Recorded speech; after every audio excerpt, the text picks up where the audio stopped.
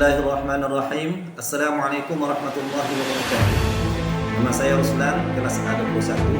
Dalam kesempatan pada hari ini saya akan membacakan Cirebon Studies, yaitu memahami sistem kesenian di Cirebon 1 yang terkait dengan wayang kulit, wayang bola cepak, wayang wong, dan lukisan kaca.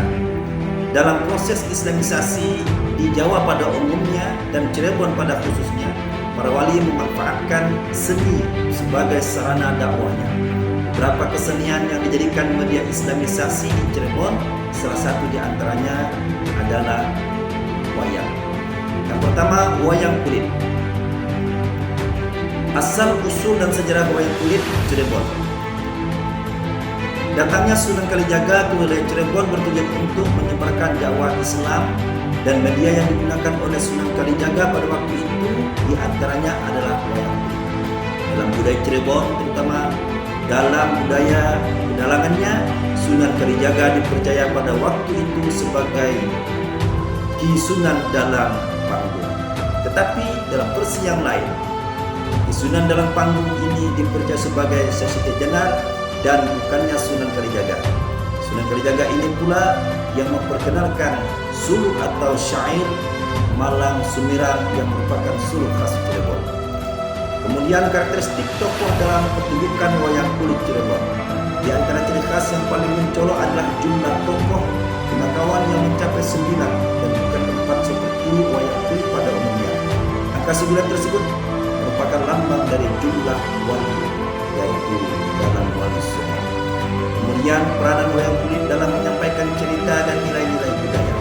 Kesenian wayang kulit dalam khazanah kebudayaan Cirebon sangat kental dengan simbol-simbol dan nilai-nilai agama Islam yang tidak hanya disimbolkan dari membelokkan lakonannya yang sudah diislamkan, akan tetapi juga pada benturan wayangnya yang dibebani dengan pemaknaan merekam dan pemaknaan terhadap pemelan dan nayaganya. Kemudian yang kedua adalah wayang bola cepak. Sejarah wayang cepak. Pada tahun 1553 Sunan Giri membuat sebuah wayang yang bentuknya seperti boneka tangan dari kayu. Wayang tersebut ditujukan agar dapat digelar sebagai dakwah Islam pada waktu siang hari, dikarenakan wayang kulit merupakan seni pertunjukan wayang pada masa tersebut hanya dapat digelar pada saat malam hari. Unsur-unsur khas dalam wayang bola cepak.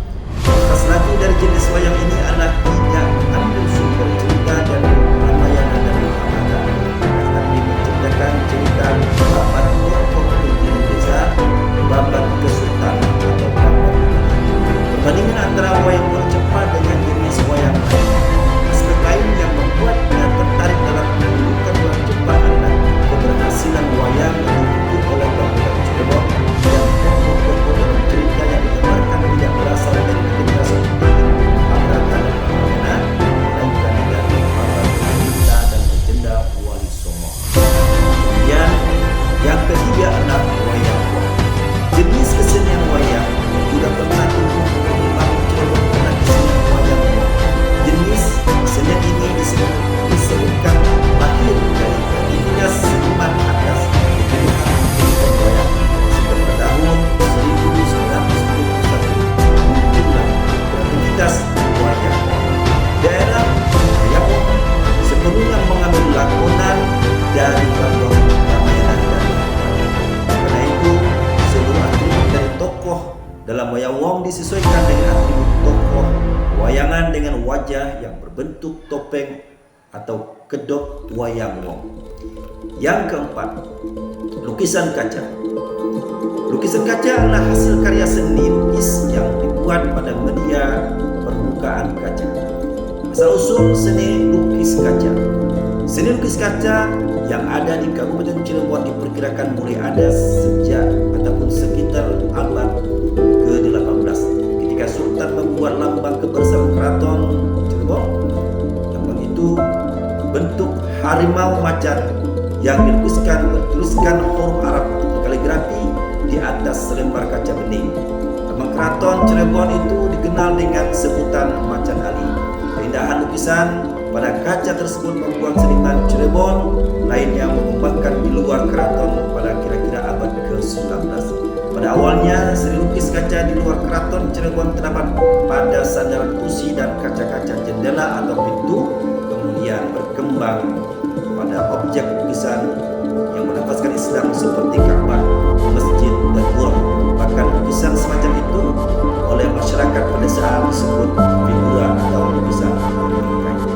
Pada abad ke-20, seni lukis kaca mulai berkembang dengan teknis pekerjaan yang lebih baik. Sasaran yang menjadi objek lukisannya seperti wayang kulit dan kaligrafi atau syahadat, ayat kursi, orang sedang sholat, dan sebagainya.